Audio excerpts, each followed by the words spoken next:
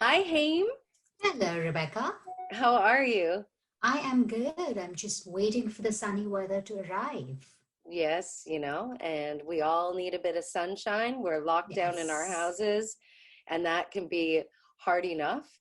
And Yes. I've been finding when there's not a lot of sun that it can really bring you down. So I also thought that the sun is shining. It happens to be Mental Health Week. And so I'm very excited about the guests that you secured to come and chat with us on this week's episode. Absolutely. I'm so excited. Because it's Mental Health Week, I thought let's talk to CAMH. They've been doing some great work in the field of mental health, and they've introduced some new programs, and they will really help by talking about this issue and addressing some concerns that we have. So we have with us Sarah Chamberlain. She's the VP of Great. Marketing and Donor Experience at CAMH, and she's going to answer all our questions. That's fantastic. Okay, I'm going to get her on the line because I see she's dialing Yes. in now. And perfect. And we're going to welcome Sarah. Sarah, thank you for joining us today. Thank you. I'm delighted to be here. We're very happy to have you and learn more from you about everything that CAMH is doing, how people can help themselves, how they can be there for everyone around them. So we're excited to do this. Yeah, Me too. very excited. And especially because it's Mental Health Week. Sun is starting to shine because that absolutely seems to change everything, right? When it's overcast, it's definitely a lot harder to do work, to deal with family, to just stay inside. Although maybe that's a good thing when it's overcast and cold. It'll keep us inside a little bit more. That's that balance of that need to physically distance ourselves and keep socially connected and connected to the things that make us feel good. It's a tough one right now. Yeah. So, I mean, that really brings us to why we're talking to you. I mean, during this time and people trying to work from home, stay at home, what do you see are the biggest concerns? Yeah, I mean, I think I'll start with we're all a little bit more intimately aware of what it Right. is like to struggle with our mental health. You know, the difference between a lot of our experiences right now and somebody who's truly suffering from a mental illness, there's a difference, but we are becoming much more aware, as I said, to what it's like just to struggle. And I think for many of us, the struggle is varied. It's because we're trying to balance a lot more in many cases than we were before. I'm trying to homeschool. That should never have been added to my resume. I'm Yeah. trying to work full time from a screen, and that has its challenges, as we know, being online and upbeat and trying to be a leader for those who are going through their own roller coaster. And then there's others of us in our, either ourselves or in our communities and friends, family who don't have work and who are stressed about the real practicalities of paying bills and putting, potentially food on the table and caring for loved ones from a distance. So the struggle comes from a number of different angles and in its additional pressure than what we're used to in a variety of ways. Yeah, and I mean, we have more to ask you because this is a really in-depth topic. But I mean, from a point of view of being such a tremendous resource for us all, are you finding that the influx of people reaching out to CAMH has just grown? I would think so. Absolutely. I mean, certainly in as much as people accessing our digital resources, which we've Right. intentionally tried to proliferate as much as possible. And we can talk again about more about that when we touch on the campaign. And CAMH has spent years and decades utilizing our expert resources in human capital and research and in clinician expertise to really understand what tools and resources could be needed right now. And we've worked really hard to get those out there. And we are seeing that people need them. We're seeing huge increase in access. Well, why don't we get into that just quickly, Sure. and talk about your Apart Not Alone campaign, because we've definitely seen that it's really spread and it's had a great effect. But we'd love you to tell us more about it. Yeah, I'd love to. So, I mean, in my role, I'm a marketer and a fundraiser. And so we had a moment at the beginning of this where we had to think quickly about what are we going to do right now? We're a Right. hospital and we need help, but we felt it much more important that we take the approach of delivering hope and help to as many people as we could, Yeah. because we knew the need would be the need was developing and would only build. And so, that was a poignant moment for us as a leadership team, for us as an organization to stay true to our values, but also as somebody who cares about content and words and the impact that messaging can have, Yeah. especially at a time like this. It was a very poignant moment, and fortunately we kind of unanimously agreed this is the way we're going to move forward. So we very quickly moved, and for this group, intimately well how big a task it is to build a campaign out, a fulsome campaign. And we built it out in a week. And we built it out with your distance. Wow. From a distance. I have an incredible team, not only at CAMH Foundation in the hospital who we partner with and we serve, but also we work really closely with our agency partner, Camp Jefferson. And I get tingles when I think about how quickly and impactfully we were able to move forward. And so back to the point of this campaign, though, it's called Apart Not Alone. And the point of that message is to encourage people to know that while we are apart physically, and we need to be, that's our responsibility right now to protect ourselves and everyone, we don't need to go through this alone. And in fact, we have a lot of resources available to people depending on what their experience is right now to support and help and connect and give that real feeling of togetherness. That's the sort of high level goal and hope that this campaign will give to the world. And how did you roll out the campaign? Like specifically, how did you roll it out? So we have a number of different assets that were built to go in market, and essentially our mantra was progress, not perfection. So we just built things as quickly as we could, and as soon as they were ready, we'd activate them in market. And the in market included a real concerted effort to work with organizations that were willing to support us and give us pro bono space, print and otherwise, as well as a paid effort to activate through digital, social. There's a TV spot, and through print. And we're doing creative things like through our connections. DoorDash is stepping up, and we're going to put the oh, that's fantastic. copy on. So like any really opportunistic progress, not perfection. Yeah. Hopefully everything's spelled correctly, but it never is. There's always that one.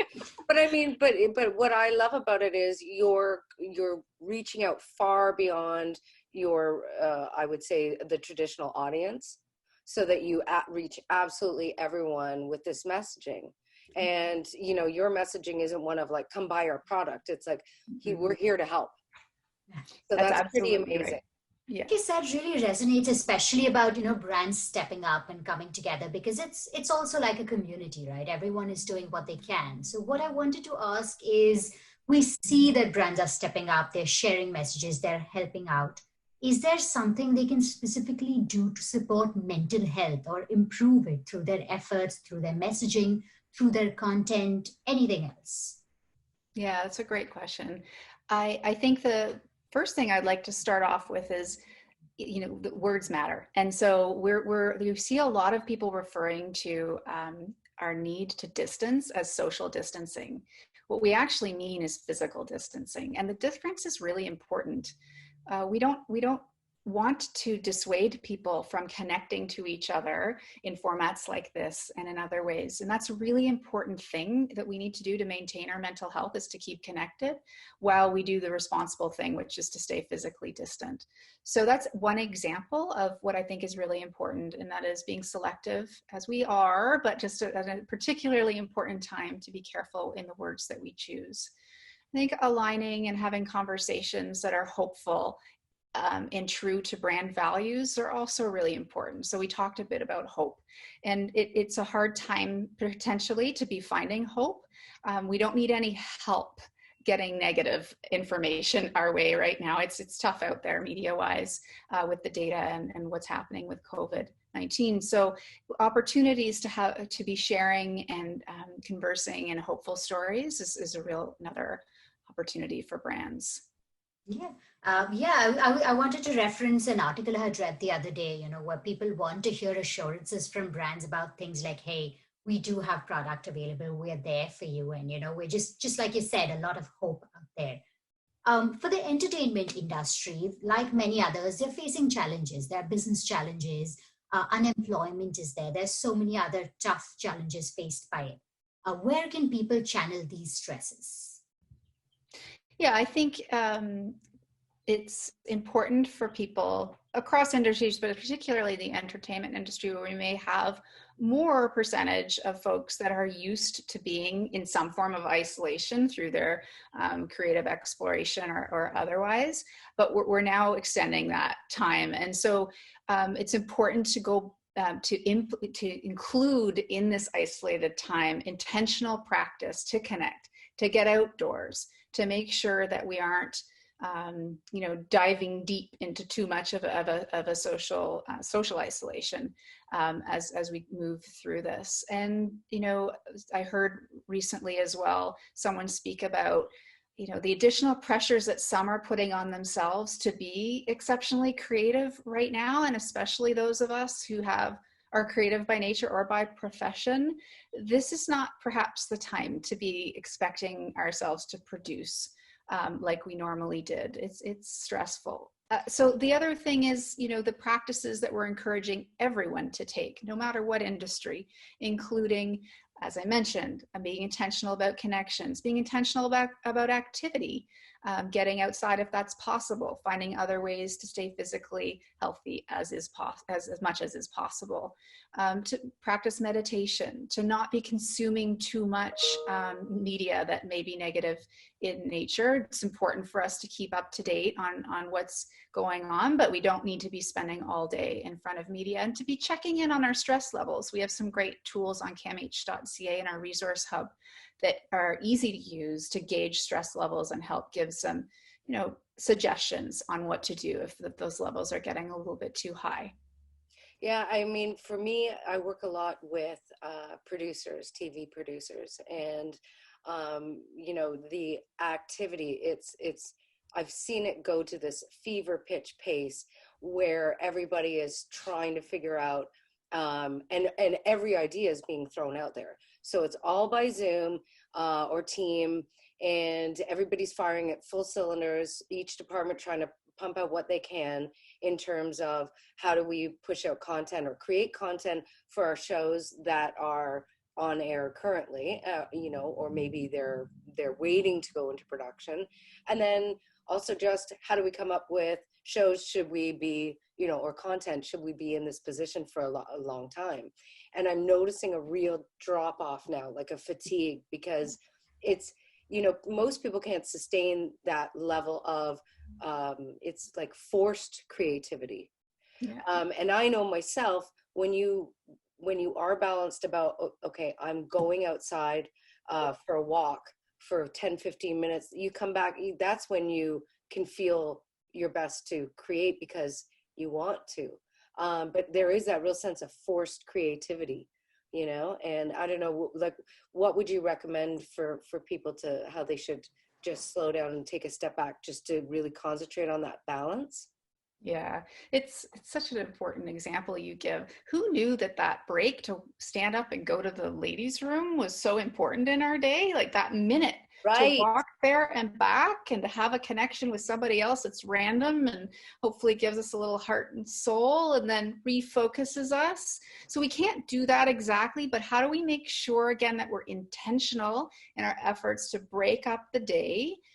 The adrenaline rush is over now, as far as I'm concerned. We were in that phase for several weeks, probably longer than most of us have ever managed through it before.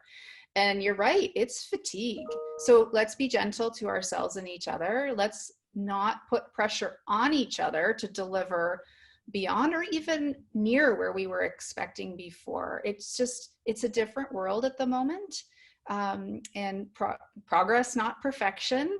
Ideas are great, but we don't need to figure it all out right now. And leading by example. We have this term at CAMH called normalizer in chief. And as leaders, and we can all be leaders no matter what technical position we hold in an organization, we can lead by example and normalizing conversations about how we're feeling and how we're doing. And oh my gosh, like it's just too much today. I can't. I need a break. I need to go for a walk. I need to pat my cat. I need to rub my kid, my kid's head. Whatever it is, let's be good. Pat your kid and rub your cat. You knew what I meant. Thank you. But this is an opportunity to reset the world, yes. Right? And bring it back to the basics of it all, which is we don't have to carry a lot of this baggage around mentally, physically. Like we really just can take the pressure off ourselves to try and achieve, and just be more mindful and more kinder to each other. Yeah, kinder to ourselves too. Kinder to ourselves, exactly. Yeah. I mean, I was just discussing it with my girlfriends the other day, and we're just telling each other that there is this pressure to be productive, especially with social media, where everyone's doing something, everyone's trying to lose weight or bake or create something new or build a business in this time. And it's okay to not do that. It's okay to just be. And it's something that I have to tell myself every day. And I have to remind my friends, and they have to remind me that there is no rush to just finish everything during this lockdown. It's just so important. Well, listen, Sarah, we have absolutely loved talking to you, and I'm sure that it's giving a lot of people some peace of mind just to hear your words, see your lovely face. Can you just give us a little bit more on the campaign, and then we'll sign off from there, just where people can go and what resources are available? Yeah, so just remember, we're a part and we are not alone. CAMH.ca, there are a whole bunch of resources, some very tailored to a particular experience, helping parents with kids, how to talk about COVID, dealing with your own stress and anxiety. If you're a frontline care worker, and let's use frontline definition really expansively, tools that are specific to you. So go to CAMH.ca and please use as much as you can of that to be helpful and hopeful. And brands out there, get involved. Yeah, we're ready. Yeah, reach out to Sarah. Thank you. All right. Love to meet you both. Thank you so much for being here and for everything that CAMH and you are doing for everyone out there. Thank you so much. Take care. Stay well. Bye. Bye. And happy Mental Health Week. Let's make this one count. Let's do it.